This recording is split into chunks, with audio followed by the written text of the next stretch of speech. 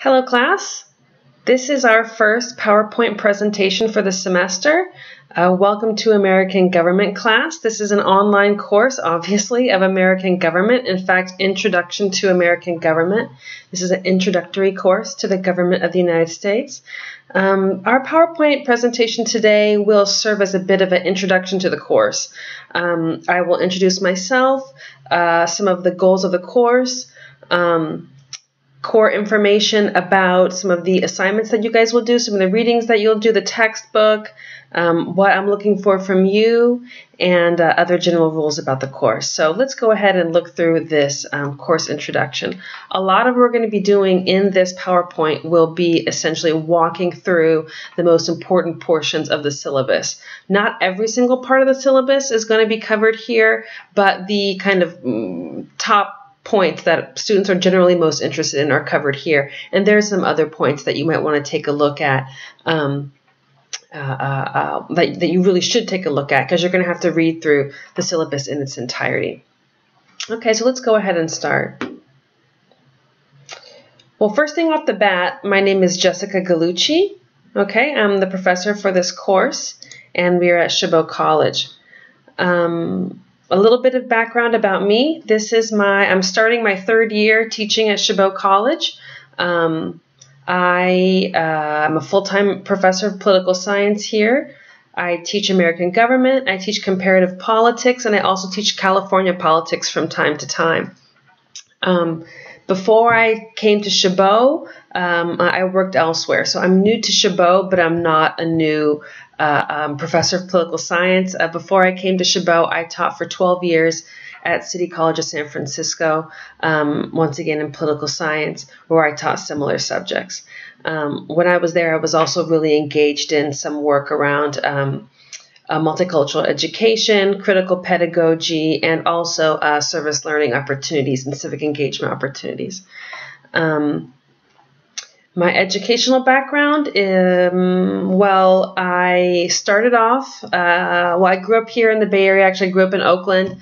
I still live in Oakland. I'm sitting in my little dining room area here at my house in Oakland, looking over the bay. I went to Berkeley High School. And after I finished Berkeley High School, I went to college in Philadelphia.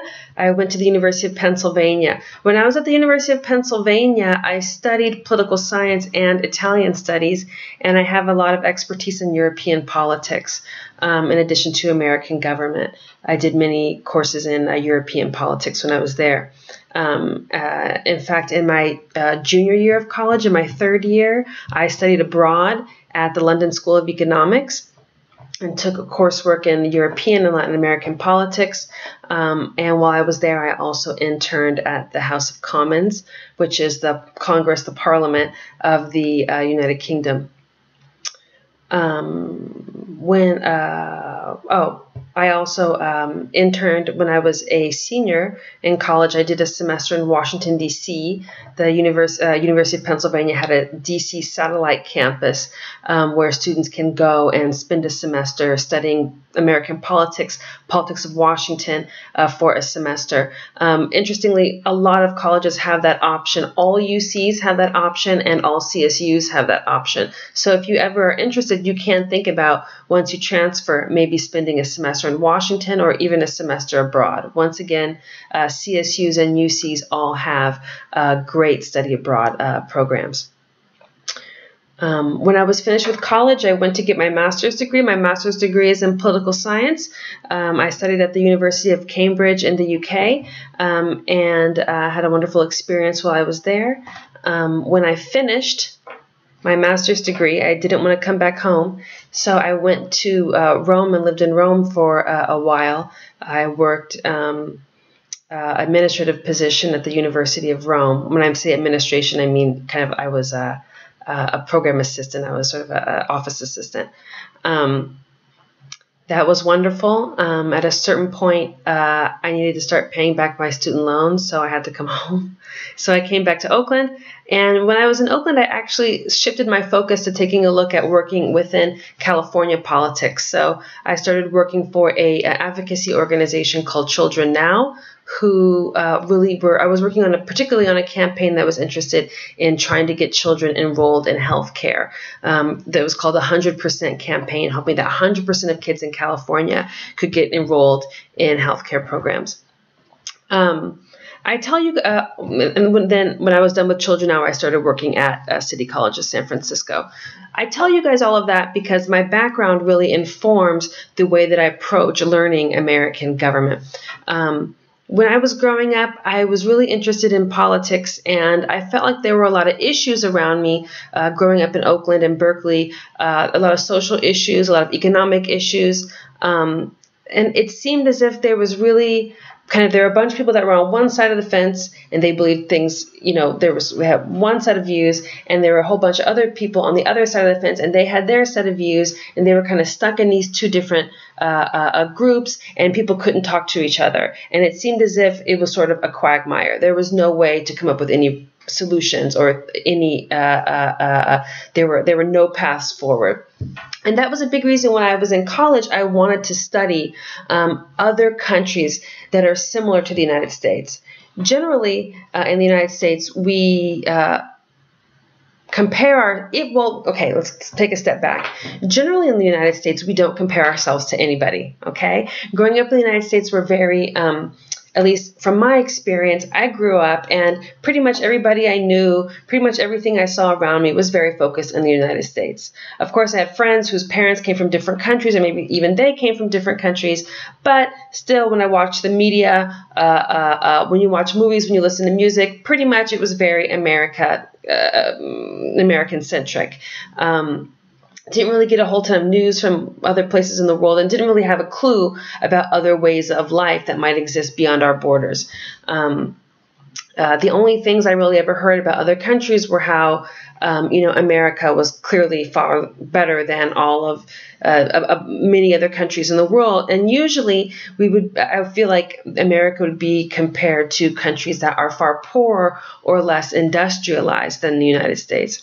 So, if you compare the United States to a very poor country, let's say a country like, I don't know, Cambodia, clearly the way of life in the United States seems far, far superior because clearly it's a far, far wealthier country. It's a far more industrialized country, although there are those that would even argue with that. But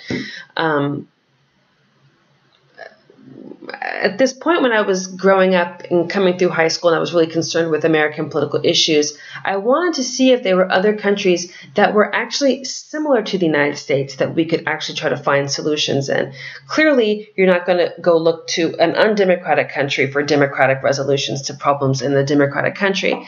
But maybe if I took a closer look at other countries that are really similar to us, that are wealthy, that are democratic, that are industrialized, we might be able to learn something that would help us.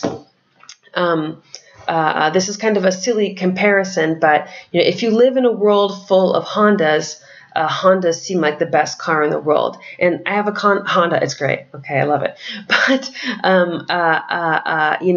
you might think the Accord is the nicest car in the world, okay, if all you see is Hondas. But then if somebody rolls up and they have a Maserati, a BMW, all of a sudden maybe that Accord doesn't look so great. I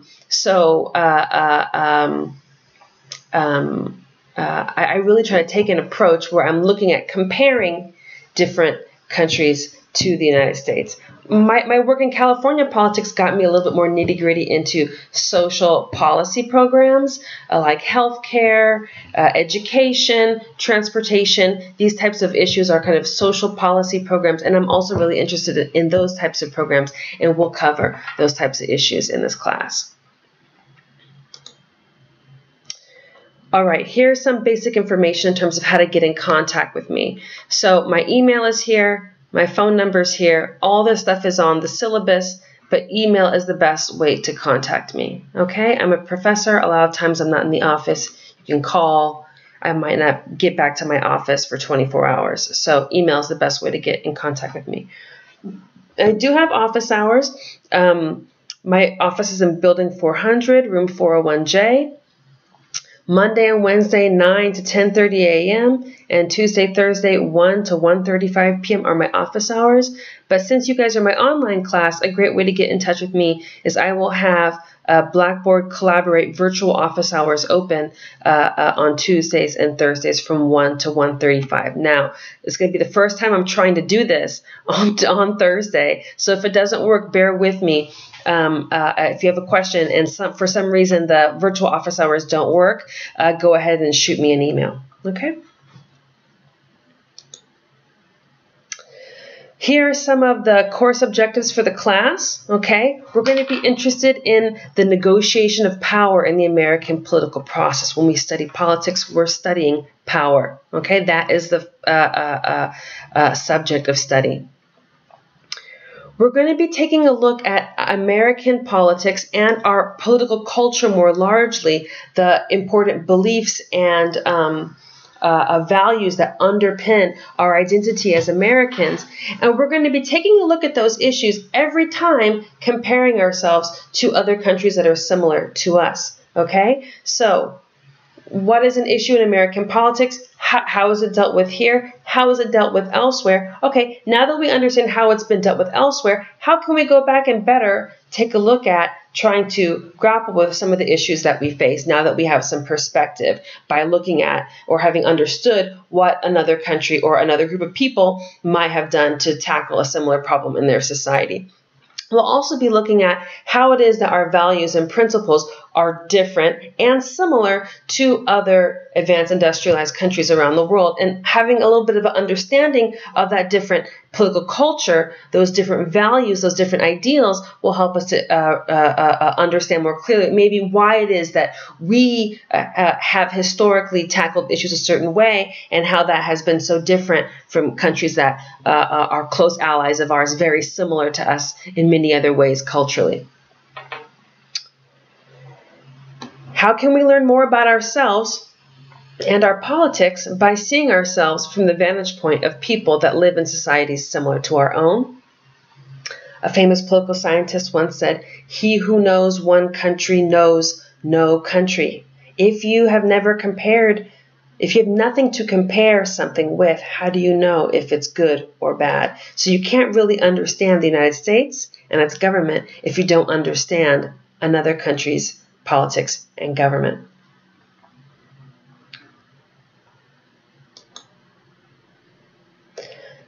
This is an important point. This is a note on teaching and learning political science. It is impossible in political science to be unbiased. Okay? All humans come from a particular context in their life. They've grown up a certain way. They came from a certain family. They lived in a certain neighborhood. They come from a particular religion, a particular social class, maybe a racial group, your gender, your sexual orientation, the region you grew up in. Is it north or south or west? Did you grow up in the Bay Area? Did you grow up in Texas? Okay, all of these types of issues will help to frame how it is that you think. And it kind of focuses the lens through which you view, right, the political world around you. Okay, so it's impossible for us to actually be unbiased, and that's okay. That's actually great because everybody has different points of view. As I said, I have a point of view, and so do you. Everybody has an opinion, okay? That's what makes life great and interesting. It would be horrible to live in a world where there's only people with one point of view, or if I were to have a class where there's only one point of view and there's no divergence. Now, I have a point of view and you have a point of view. A guy walking down the street has a point of view. The postman has a point of view. Your best friend has a point of view. Your dad has a point of view. It really doesn't matter. None are worth more or less than any of the others. I think something and you think something. Who cares? Okay? So my views are not better than yours and yours aren't better than mine. They are of equal value. Okay? The only difference between you and me is that I have more training in political science. You're taking an introductory course. I have a graduate degree in political science. I've been teaching for 14 years, so I probably have more info, but that doesn't mean that my opinion, okay, has any more value. In fact, my first political science class when I was a freshman at Penn, I walked into class, and the very first thing, my first professor, it was my first class, my first day of college, and it was Introduction to Political Science, and the teacher said, who's a well-known expert in American and international politics, first thing he said was, political science is 90% common sense. Okay? He said, all of us have common sense. I mean, there's some people who don't have common sense, but they're very, very rare. Okay? Vast majority of the human family has common sense. And he said, look, we all have that 90%. So we're already, right, doing very well. So the difference between me and you is that I've got that 10% of information on you, right? I've been studying political science for decades, and I've got that 10% of information on you, okay? Or maybe I've got 9% over your 8%. But it doesn't mean that we all don't have our own sense of what's right and what's wrong and our own opinions, and that is really fundamental. So don't be afraid of political science. You're already 90% of the way there. Okay, I don't expect you to agree with me. I don't expect for you to agree with the authors, okay, of the text or with anyone. I want you to agree with yourself, okay? I want you to express your own views. Just to highlight this point, I think it was my third semester of teaching. I had the best student I have ever had to date. This student got 100% on every single assignment he turned in. His classroom discussion, this was a face-to-face class, was amazing. It was extremely on point. He's my best student I ever had.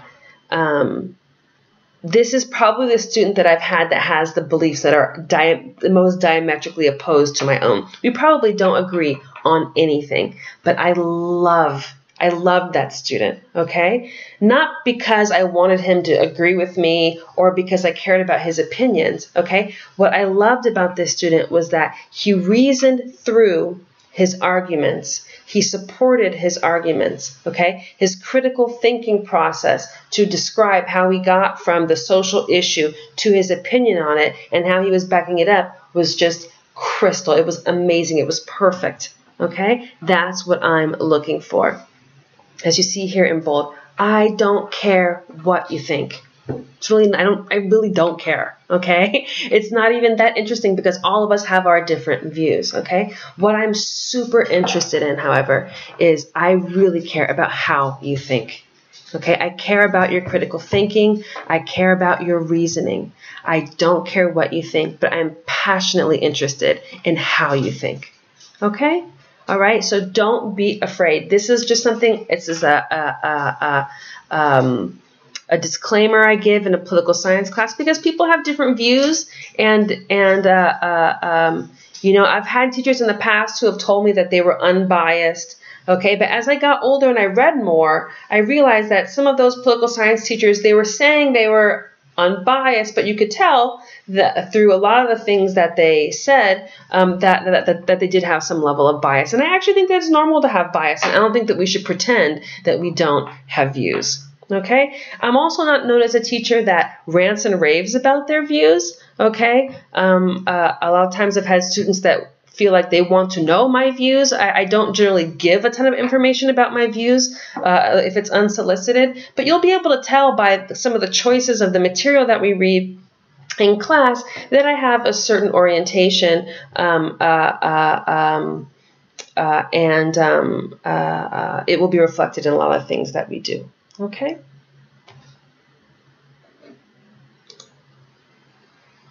Oh, I don't want to go through this too much at length, but online etiquette, please, let's respect each other, okay? You know, like sometimes you'll be in a class and people will be having a discussion and then all of a sudden, first it's a discussion, right? And then all of a sudden someone says something and everyone's like, oh, okay? And like the feeling changed in the room, okay? We don't need to ever go there, all right? There's no reason at all for us to go there. It ruins it. It's lame. It's not that serious, okay? We have to respect each other and our opinions. We speak respectfully to people. We don't ever want to get to an awkward or weird place in class, okay? Tone down your language, okay? We don't need to really... I know that, you know, sometimes online people get emboldened to really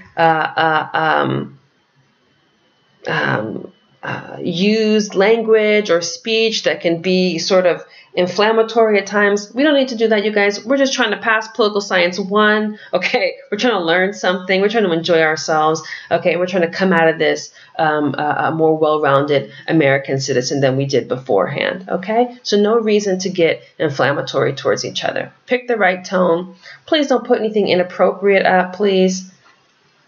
You know what it is. You know what appropriate and inappropriate is, okay? Be forgiving of others, all right? Think before you hit the send button. Try not to go on too many different tangents that take you far away from the topic, okay? And don't type in all caps. That's shouting online or whatever. So try to avoid that.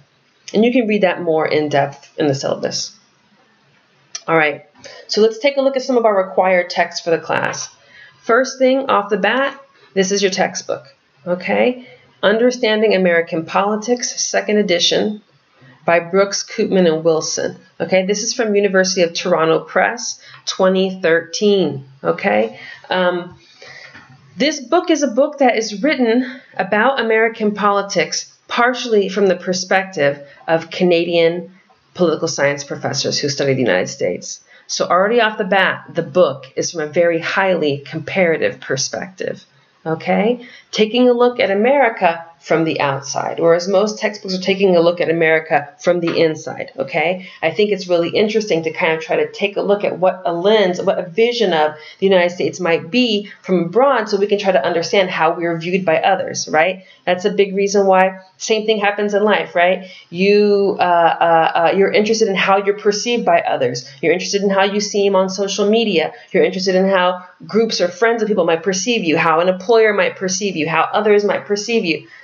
As America, as people studying American politics, I'm interested to see how others perceive us so I can learn more about us and more about ourselves, the same way that we do any other place in life. Okay? Anyway, the bookstore has the book. Okay? I'm not sure if it's in yet, but it's been ordered at the least. The most cost-effective option of getting this book is to rent the ebook from Google Play. I think it's $22 to rent it for 180 days on Google Play. That's 6 months. That's more than enough time. $22 in and out. Okay? You're going to need a computer or a tablet to read it off of. I'm not really sure how well you can read it off your phone. I wouldn't suggest that. But if you have a computer or a tablet, that's a good way to go. Okay, you can also purchase the book on Google Play as well. Purchase the ebook on Google Play as well. And I think purchasing it, then you have it for good, is $42. You can get a paperback version from Amazon. You can get it on Kindle from Amazon. Okay, but here's the point. Whatever you do, if you get the ebook, especially if you are purchasing a used paperback book, be sure that you are getting the 2nd edition. The blue cover, this is the one you need. The 1st edition is not acceptable for this course. Okay, a lot of things were changed in the 2nd edition. I want you guys to purchase the 2nd edition. Okay?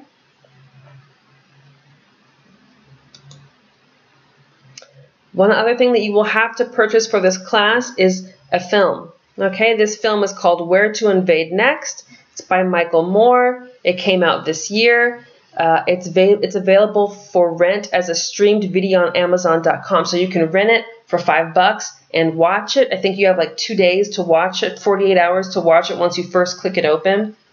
Or you can purchase it for $14.99. Okay, you have to rent or purchase this film. It is like as if it is a book for the class. Okay.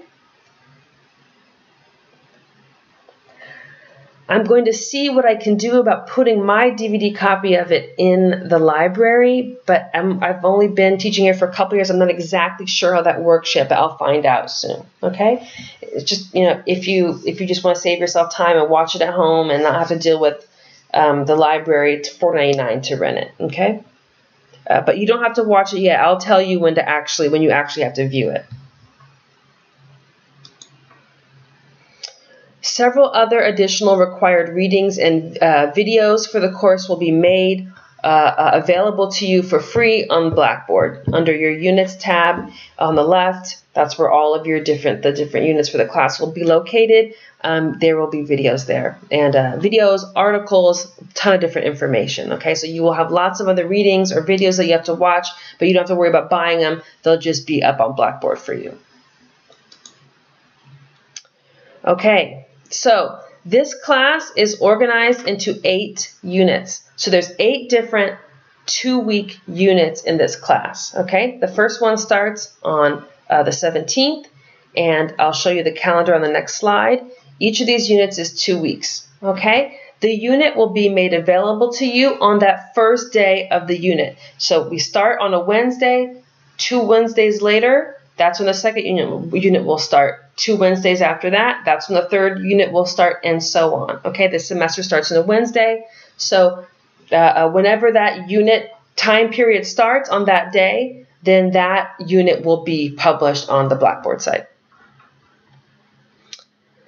At the beginning of each unit is a checklist, so you can make sure you've completed all the requirements. So the very first thing that you see when you click open the unit will be a unit checklist with all the different pieces that you have to be sure to fulfill to get all of your credit for the unit. All right, so as you can see, here's the different dates. As I said, from one Wednesday, 2 weeks for 2 weeks, then another Wednesday for 2 weeks, so on and so forth. Okay, there's 8 units in the class.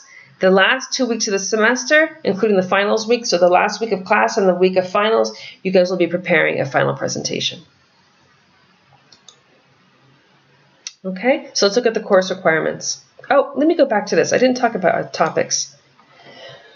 Here's the topics that we'll be covering. The first unit will be this overview of the course requirements, the syllabus, and then I'll be giving you guys an introduction to American exceptionalism. You'll be watching a documentary, and you guys will be reading a first chapter of the book. Then we'll take a look at political culture and public opinion for Unit 2. We'll take a look at some of the underpinnings of American politics. So how do race, religion, and the Constitution serve as an important foundation for our politics today?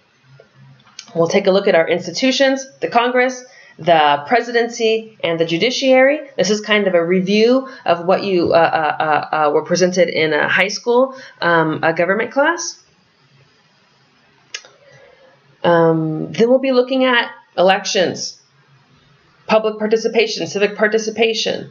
That we're talking about voting and other political participation, political parties and elections. Okay, that'll be 2 weeks. Then so that'll be for 2 weeks. Then the 2 weeks right before the election, we're going to go deep in this 2016 election. Are you ready? Are you ready to do this, you guys? It has been the longest election that I have ever experienced in my life. It has been the most unique election I've experienced in my life, and there's a lot to discuss.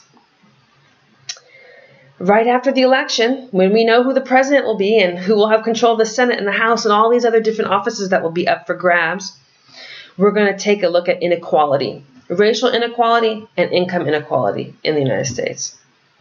Look, we'll probably also think a little bit about how those issues weave into who won. Our last unit will be looking at American power. So we'll be thinking about who rules in the United States, who rules in the world. Okay, so we'll be taking a look at strong forces of power in the United States, American forces of power in the world. Okay, and then you guys will work on your final presentation. All right, so let's go back to the course requirements. In each unit, you have 3 main activities, 3 main assignments, excuse me. You have a quiz, you have a unit activity, which I'll describe in a moment, and then you'll have a unit blog post. Each unit will feature an online quiz on the content of the assigned reading. Sometimes you guys will have a video to watch, so that's also included. Okay, anything that I've given you guys to read or consume, watch, that is stuff that could be included on the quiz. All right, the quiz is always due on the last Friday of each unit. So your unit starts on a Wednesday, right? Wednesday, Thursday, Friday. Okay, then you have the weekend. Then you go through the whole next week, Monday through Friday. That Friday, the second Friday after the unit starts, or the last Friday of the unit, that's when your quiz will be done. It'll be due at 10 p.m. Pacific time. In each unit, I will give you guys an activity. This is some type of an assignment that will be learning by doing. Each one will have unique instructions, and they'll be posted for each unit. You'll be able to see it right there. It's exactly what you'll have to do each time.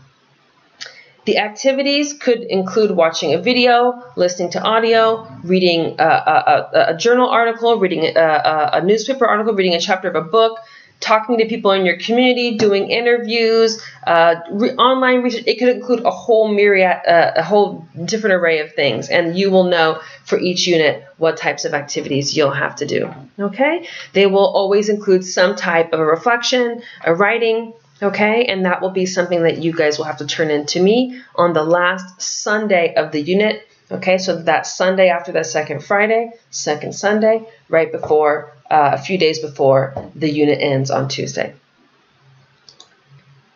Okay, you will also have to do a blog reflection. This is a very important part of the course, worth 50 points. It's worth more than the other two pieces. Okay.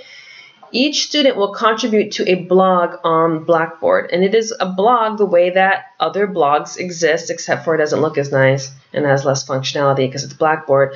But it's a blog post, like you're keeping a political blog about your views on the things that we're covering. Okay. I'll give you guys some type of a prompt, some type of a jump off question, and you'll have a whole ton of space to be able to just get your ideas and your views out there about this question. Okay, it could be an issue, it could be a question. I'll generally keep it pretty broad, so you have a lot of room to just really express yourself, what it is that you genuinely feel about the issue. Okay, you are encouraged. In fact, you have to include multimedia. It's a blog. It's not just like a discussion board. It's a blog, so you could put up video, audio, images. You could put a link to music, YouTube videos. We want to make it like a blog, something that we actually want to read. Okay. I'm doing an online a course right now for my PhD, and I'm not crazy. Generally discussion boards aren't things that you are like dying to read. So I'm hoping this blog format, we'll see, but I'm really hoping that this blog format will be a way that we can actually write things that we genuinely care about, that are genuinely interesting, share information, try to make it as a social media-like as possible, okay, but being sure to kind of include some academic level information, okay, so we're trying to kind of turn this into something that is both intellectually stimulating, but also a way for us to be creative and get our views out there. Okay. Each post has to include at least one multimedia component, and it has to be 250 words in length minimum. Okay. I have to put that down. It's not very creative to have a word minimum length, but hopefully the more creative parts of the blog will make up for that. I'll give you guys a rubric on Blackboard when the site opens, and your blog post will be due the last Tuesday of each unit. Okay, so right before at 10 p.m., right before the next unit starts. Okay, you also have 2 extra credit opportunities. They'll be available in each unit. The first one is a class wiki. I'll put up kind of key terms or key ideas from reading, from articles that we read, from video that we watch and whatnot. And then you guys will be able to kind of go onto the wiki and put in your own definition. Do some internet research on your own. Maybe you already have a really good notion of what those terms mean, contributing to the wiki. If you post a definition or an explanation of one of those key terms or those key concepts, you will get 2.5 points per post. You can do a maximum of 2 posts for each unit, so a maximum of 5 points per unit, there's 8 units. Oh, that should not say weeks. 8 units, excuse me. 40 points total for the whole semester, and those are due at midnight of the last Friday of the unit. Okay, you can also make comments on other fellow classmates' blog posts. Okay, 5 points. They need to be at least 200 words to receive credit. You can comment on a maximum of 8 student blog posts. So I know for me, when I've had classes with discussion boards and they tell you that you have to do 2 responses each week, a lot of times I would just kind of like write whatever because I had to write something even if I wasn't really interested in whatever that topic was or what students had happened to write that week. So you can only do a maximum of 8 comments for credit. So that gives you guys some leeway to actually comment when you are genuinely interested. Okay? I want this to be something where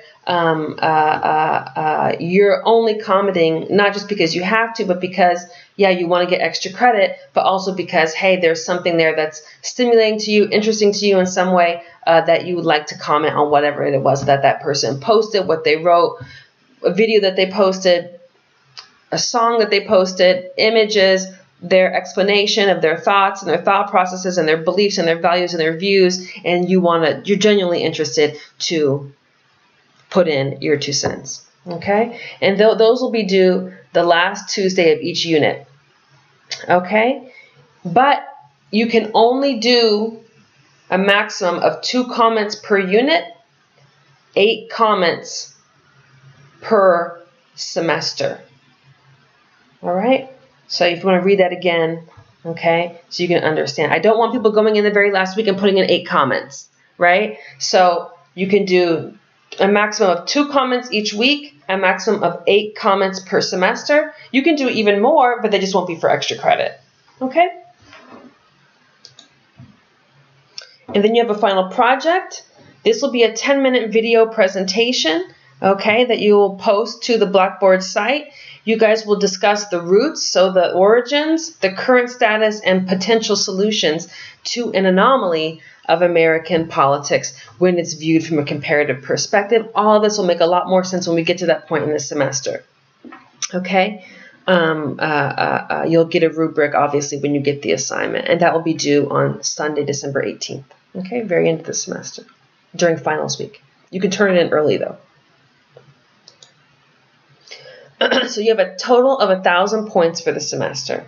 Okay, so between the units, the unit quiz, the unit activity, the unit blog posts, and the final presentation, you have 1,000 points, and then you have a potential to make an additional 80 extra credit points. Okay, from the wiki and the wiki, the unit wikis, and your comments to other students' blog posts. You can turn in assignments late. They get docked by 20% off the bat. Okay? All right? It doesn't matter to me if it's a day late or if it's a month late. It's 20% deduction once it's late. Okay? If you have a genuine emergency and you let me know at least 48 hours ahead of time, I can try and work with you. Okay? If you have an emergency, you should probably have documentation about the emergency. Okay, it's amazing how many like grandmas die right the day that the assignments are due. Okay, it's like really sad day for like the whole bay. All grandmas are dying, and it's like horrible. You know, I mean, for one, you shouldn't even do your grandma like that. Okay, because it's really cars are breaking down, BART is falling off the tracks. Okay, I mean, I know it's always a tragic day, in the bay when an assignment is due for my class. So if you have a genuine issue, right, you're probably able to show me something to prove it. Okay, I'll give you guys an example. My grandpa just died. Okay, you know what I have? I have a nice little thing from his funeral showing his name and that he died. Okay, all right. So if somebody really did die, bring me something from the funeral.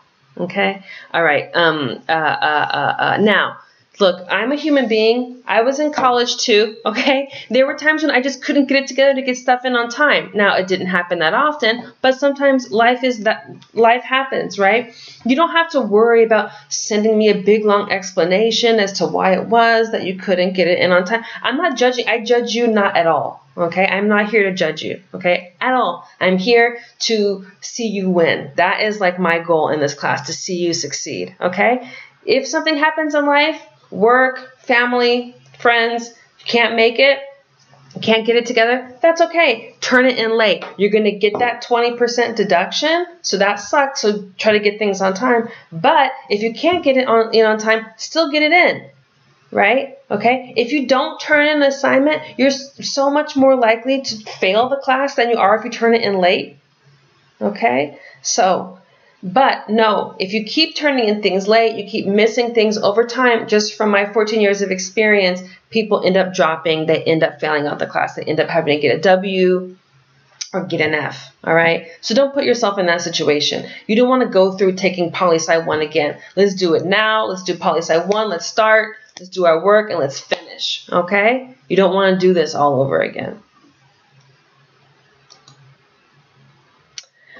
Other additional information is in the syllabus that you're going to want to take a look at. I want you guys to really read closely through that. There's information there about accommodations, okay, for students that might need accommodations, about the semester schedule for Chabot College, and other pertinent information is included there. In fact, you guys are going to be getting a quiz on everything you're covering this unit, the film you guys are going to watch, the chapter of the book, and also the syllabus. So the syllabus, you really have to read through it closely, okay? And make sure that you understand it completely, because you will get a quiz on the contents of the syllabus. Those will be some of the questions in the overall quiz, okay?